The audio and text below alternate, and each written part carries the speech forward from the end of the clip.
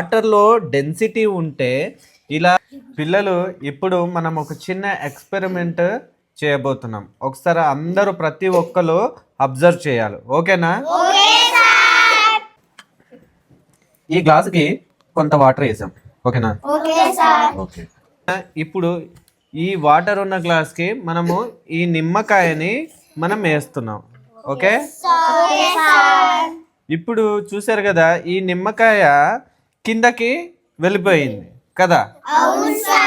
Okay. ఇప్పుడు ఇంకో గ్లాస్లో కూడా మనము కొంత వాటర్ని యాడ్ చేసుకుందాం. ఓకే.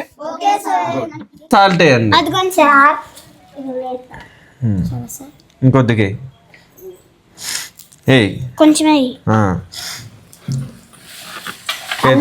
ఇప్పుడు దీన్ని ఇలా మిక్స్ చేసుకుందాం. ఇప్పుడు చూసారా, ఇప్పుడు ఈ నిమ్మకాయ సాల్ట్ ఉన్న వాటర్లోని డెన్సిటీ అంటే దీన్ని తెలుగులో నీటి సాంద్రత అంటారు. ఓకేనా? అలాగే బియానోస్ ఫోర్స్ అనేది ఉండడం వల్ల ఇక్కడ ఈ నిమ్మకాయ అన్నమాట పైకి తేలాడింది. ఓకే. ఓకే. సాల్ట్ ఉన్న వాటర్లో ఏంటి ఉంటది? డెన్సిటీ ఉంటది, నీటి సాంద్రత ఉంటది. అందువలన నిమ్మకాయ అన్నమాట పైకి తేలాడి.